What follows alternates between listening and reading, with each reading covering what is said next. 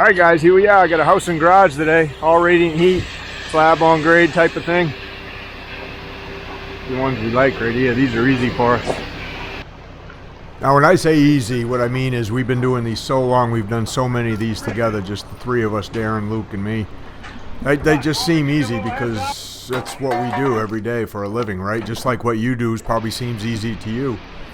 Now, when I mean slab on grade, there is a frost wall foundation around this, so they dig out the dirt, they put a concrete wall in, 4 feet, pretty much goes 4 feet below the ground, then they backfill all that, the outside and the inside, and they fill it all up to within 4 inches of the top of the wall. And then we come in and pour the floor like you see us doing right now. So there's no basement in these, and it's just basically a single-story house and garage. This is a housing development. We're up here. This guy builds all kinds of different types of houses up here in this housing development, and this is just one of the styles he does. So there's 2 inches of styrofoam under the concrete, and that's going to help hold the heat in the concrete when they run hot water through those tubes. They'll have a furnace, and that's going to be how they heat the house. There is by the concrete floor. There's a lot of these we do in Maine, a lot of radiant heat tubing floors, homes in Maine, whether they're just the houses, sometimes they're in a basement, sometimes they're in both the house and the garage like today. But again, getting back to, what might seem easy or what might look easy and what's really not easy is, having the experience to know just how concrete acts, how much time you have to work with it, depending on the temperature of the day, if you're in the sun, what type of mix design you're using, do you have some type of accelerator in the concrete, just there's all those little things that experience helps you determine just how fast you got to move and just how much concrete floor you can bite off before you before you really have to start working hard, I guess. So our method is just our method. It's the way we do things. So we like, first thing, we get the concrete truck there early in the morning, usually 6:30, 7 if we can. We don't usually typically like to start much later than 7. I mean, we will if we can't get concrete, but we like to be the first round of trucks out. So 6:30, 7, sometimes even earlier if they want us to go earlier. And then we'll dump out that first truck, just get it all poured out. That usually takes the longest of everything, actually. And then what we did was we mag floated our edges right even with the top of the wall. That's what our grade is. And then we have a laser set up. So we have a self-leveling laser. We use a grade stick with a receiver on it set at the same level as the top of the concrete wall. And we shoot some wet pads in the middle. And that's what we were striking off by hand.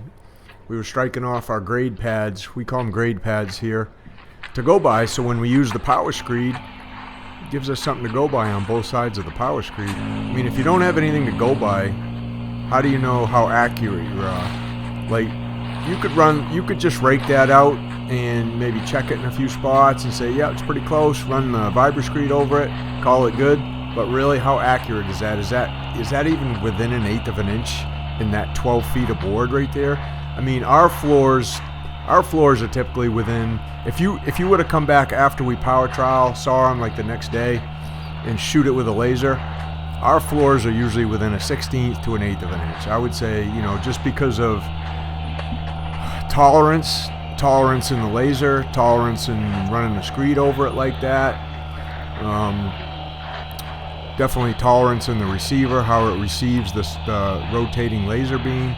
I mean, you're going to be off a little bit, up or down, one way or the other. So if we're within, an 1/8 of an inch, that's a pretty darn flat floor, is what we look at it. And we don't,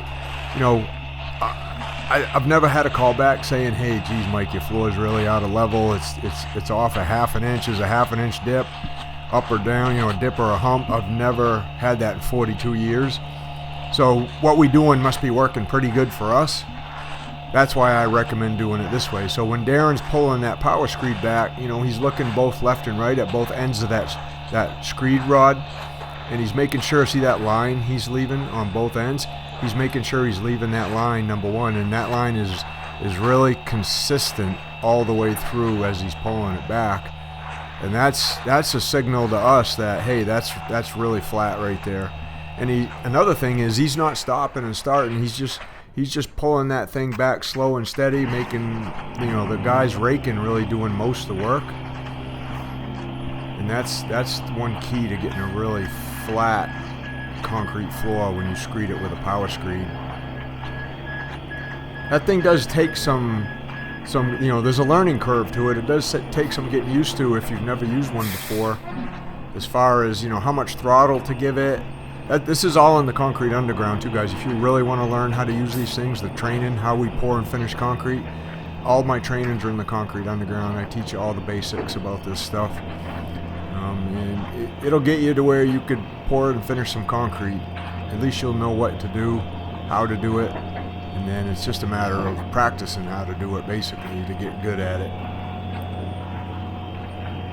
You can see there's half the house done right there with the first truck, and that was probably, I did cut out a little bit of dead time in here, but that's, what is that, like maybe 10 minutes to pour that out and get it get it screeded. So we made a couple more pads as we're waiting for the second truck to back in, and Luke's just using a hand screed over there by the pipes. Sometimes it's just easier and quicker just to run the hand screed, especially around pipes and stuff like that. If you're setting some cabinets in that area, if you're setting a toilet down on the concrete floor, you want that section really, really flat and level. Otherwise, you're going to see it later on. I don't know what they do for flooring. They're probably doing some type of flooring. They could do tile in here. They could do, some type of click down flooring or carpet even. But we don't really get told that stuff, so we don't worry about it. We just worry about getting the floor nice and flat, level, smooth, and then they could basically do whatever they want. They could even use the concrete as the finished floor. If they wanted to polish it later on, it would definitely be good enough for that.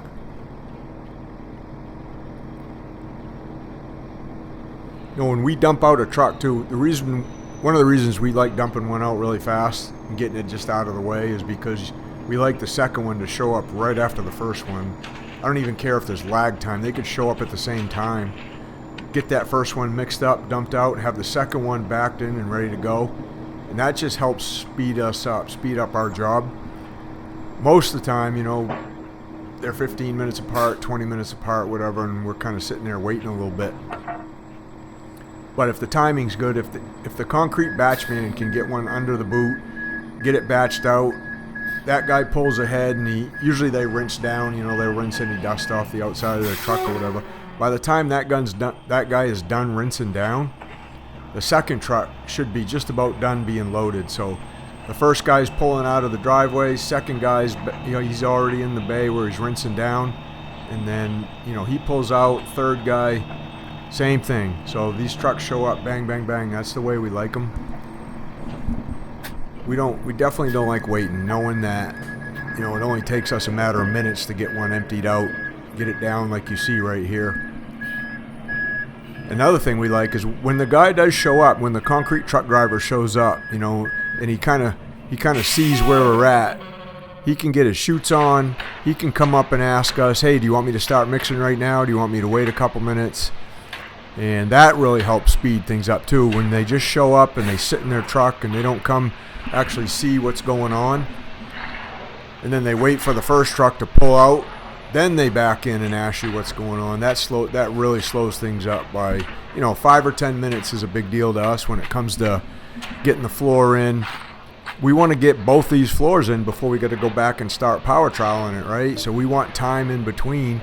We want to get our tools all washed up. We want to get them loaded, and then maybe a time to get a drink, get something to eat before we got to just jump right back on it with a power trowel. So it's important that the trucks are ready to go when we need them to go, and not just we're having to wait an extra 5 or 10 minutes just because somebody didn't want to get out of their truck and ask what's going on. Most of the guys that we work with, though, we work with them every day, so they know us really well. They know how fast we pour. They know what slump we like to pour at. So most of them will be ready to go. Now we pour a pretty loose slump, as you can see. So for the slump police out there, if you really need to know, if you don't watch many of my videos, first of all, just consider subscribing, and I'll help teach you anything you need to know about concrete. You could leave a comment. Best thing to do would be to join the Concrete Underground, but If you haven't subscribed, if you're new and just watching this your first video, please consider subscribing. I'd really appreciate it.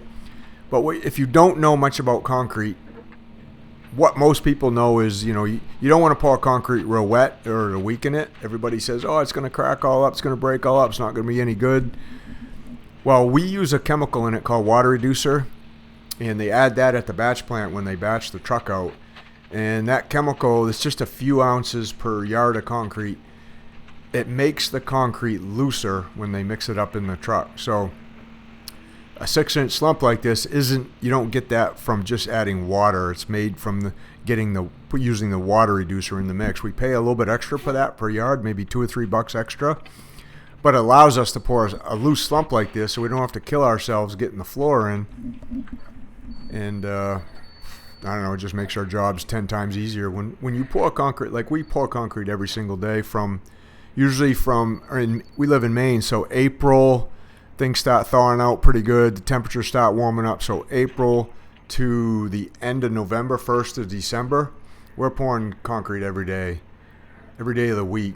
And we try not to pour on Saturdays if we don't have to. If it rains a lot during the week and we got to reschedule something for a Saturday, fine. But 5 days a week, every single day, we're pouring something like this usually. Maybe could be a pool deck, could be a stamped concrete pad, but usually we're pouring. So I got concrete ordered weeks in advance for every single day for jobs on the list that are lined up.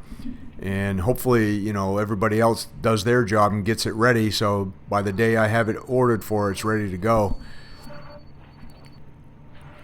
I'm getting back to the water reducer. That's why one of the main reasons why we use water reducer, so we can pour a looser slump. We don't want to have to kill ourselves every single day getting the floor in, and then also have to power trowel it and saw it, and then the next day, go repeat that right over again. Especially when there's only 3 of us, like today, pouring and finishing the concrete.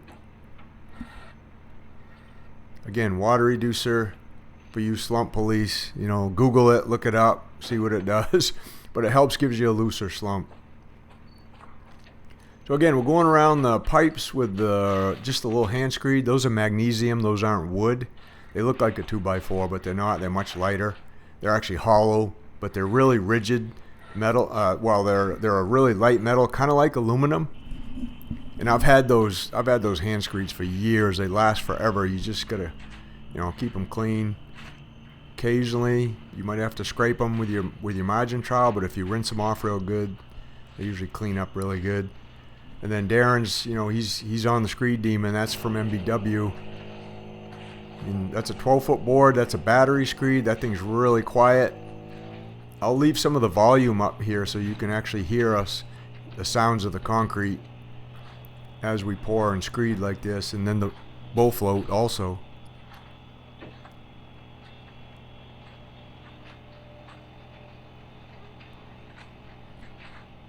You can see when we poured this second truck out, we left a little bit open right there at the end. In case we were high, we wanted to be able to have a place to pull that high into that low spot.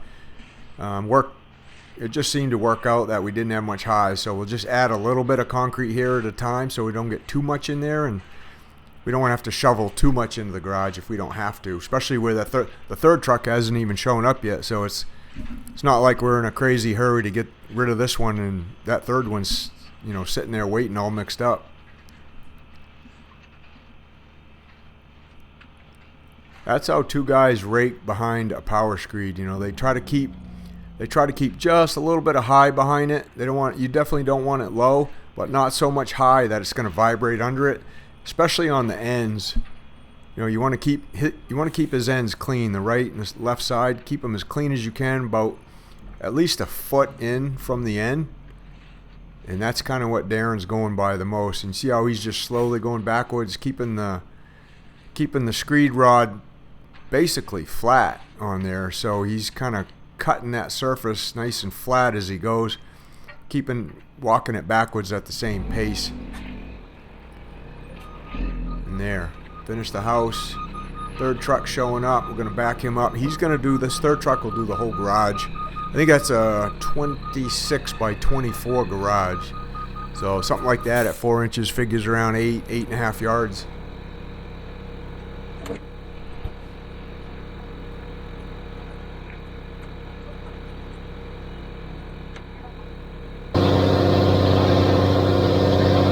There's the house down. It's 15 yards. I don't know what time it is right now. Let's see. 7:58. He probably showed up around 7:15.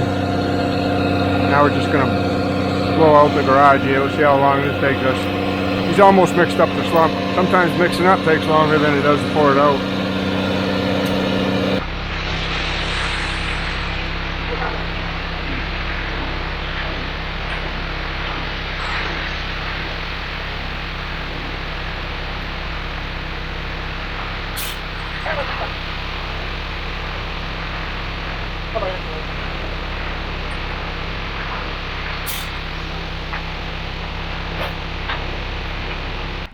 Well, this is what I mean by pouring out most of the truck on a floor like this. For us, we like to get it all poured out. We do have fiber mesh reinforcement in the concrete. Now, we're just a sub on this job. We're working for the foundation people. So they're the ones that bid the floor. They bid the details, whether it had fiber mesh for reinforcement or wire mesh or rebar. They choose fiber mesh on a lot of their floors, and it works out good for us. We don't have problems with them all cracking up and breaking up because there's no wire or rebar. That's kind of like inside a foundation like this with good sub-base compaction. That's just a myth. I don't know, everybody else that I watch, they all worry about, oh, no rebar in there, no rebar. I've got other videos on this. There's not going to be anything wrong with this floor because it doesn't have rebar or wire.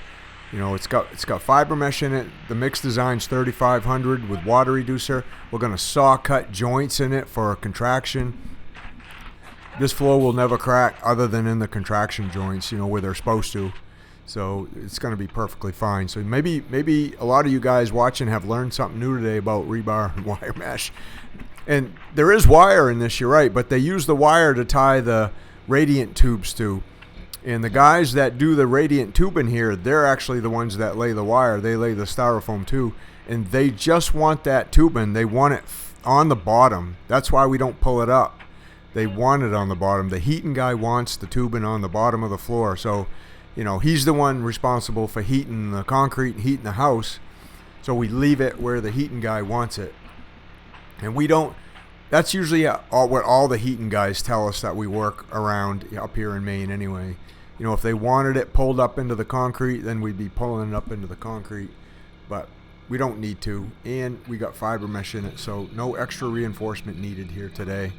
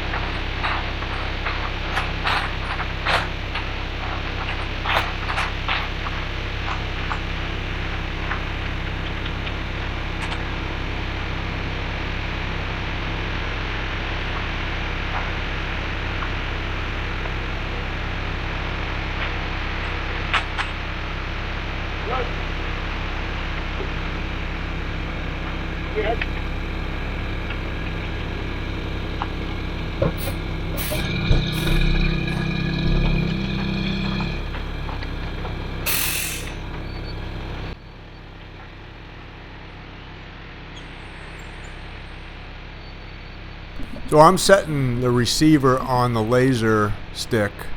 I'm setting the receiver at the slope of the floor right in the middle right there. That floor slopes 2 inches from the back here towards the front. So the middle is an inch lower than the back right here. You can see how nice that mag floated around the edges as I was mag floating that. It's got pretty nice concrete. There's a blue chalk line on there that we shot grade of the floor with the laser earlier and just snapped a chalk line to grade. So that's what we're going by on the inside of the foundation. And then we'll shoot what I'm doing right now is I'm making another one of those wet pads we go by in the middle. So I'm setting the height of the floor in the middle so we can hand screed our grade pad to, and then we can use that to screed the floor from and get the perfect slope from back to front, including the middle, without there being any humps or dips in the garage floor. So a self-leveling laser is a really handy tool. I got links for those down in the description where it says show more. Click on that. Bunch of the tools I use or we use, we have links for down there if you want to check them out. But you can see it actually takes longer to get the concrete out of the concrete truck probably than it does to do anything else that we do. Darin's the one running the chute, and then Luke's behind him. He's what we call kind of tuning the concrete in, raking it, and he's using his eye. He's trying to get the same level as the edges in the middle, and he's just using his eye to do that, and he's pretty good at it. So we don't usually end up being too high or too low. He usually ends up getting it really close. And now that he's got that center pad to go by, that even helps him tune it in even better. But what really helps is when the subgrade is nice and flat and not up and down, an inch or two. When the subgrade is where it needs to be and it's a 4-inch thick floor, then when you're raking it around like what Luke is right now, it's much easier to get the concrete as close to grade as possible, because once you know what 4 inches looks like, what it feels like with a rake like that, you can pretty much get that really close no matter where you're at in the floor.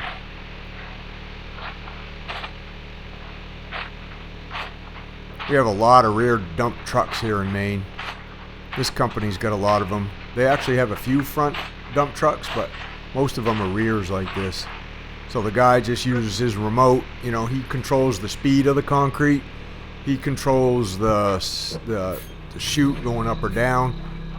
But we control kind of like which way we want to shoot. We can tell him if we want the concrete coming out faster or slower. And in a way, we kind of like that in a lot of cases. We kind of have our own way of pouring out the concrete, how fast we want it to come out, how long Darin holds the chute in one area, how much he's filling up in the floor is usually kind of key to getting it at the right level. And a lot of concrete drivers with the front dumps, they don't know that as good as we do. Although some of them are pretty good at it though. So here we are, striking off the pad. We're a little bit low in a couple areas, so they stop. I push some in. And now we got a nice grade pad to go by in the middle, as well as the mag float pads on the outside.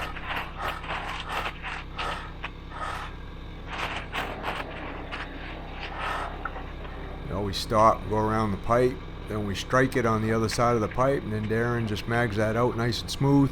That's going to make the finishing process much easier. As we pour concrete, we got finishing in mind too.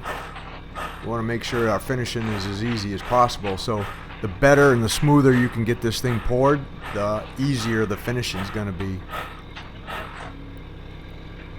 So that's about a 14-foot screed, and that was about a 13-foot to the center of the garage. So that's a pretty good size area that we can screed in maybe 20 seconds. We got that all screeded down, one side, one bay. We call that a bay. So there's 2 bays right there. Half the garage screeded in under a minute. And then we'll go over and start screeding that other end, then we're going to have to dump out a little bit more concrete.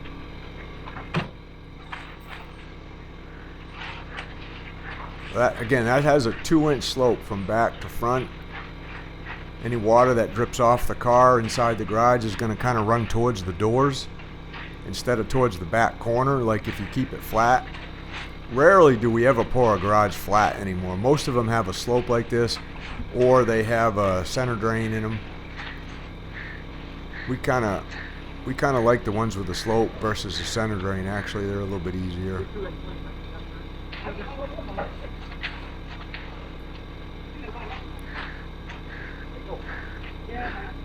I don't see too many guys screeding by themselves with a 14-foot screed either.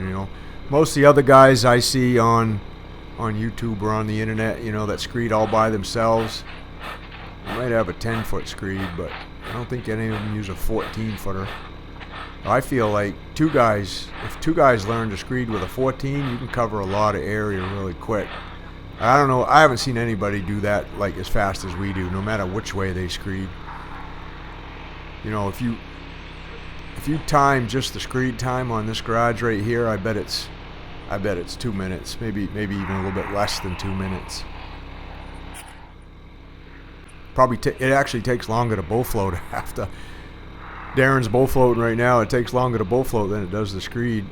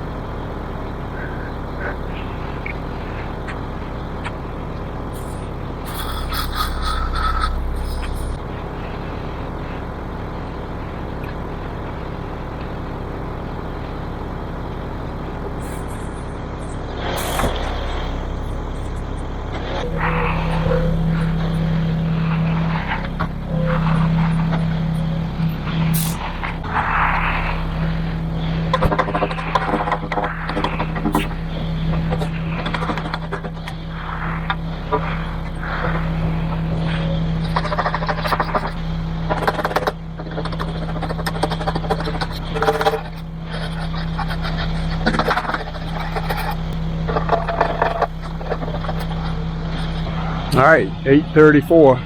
We started at just about 8 o'clock for the garage. So house and garage, a little under an hour and a half, not too bad. 15 yards in the house, 10 yards in the garage. Now we're just gonna hang out, power trowel. Yesterday up here we did 2 garages.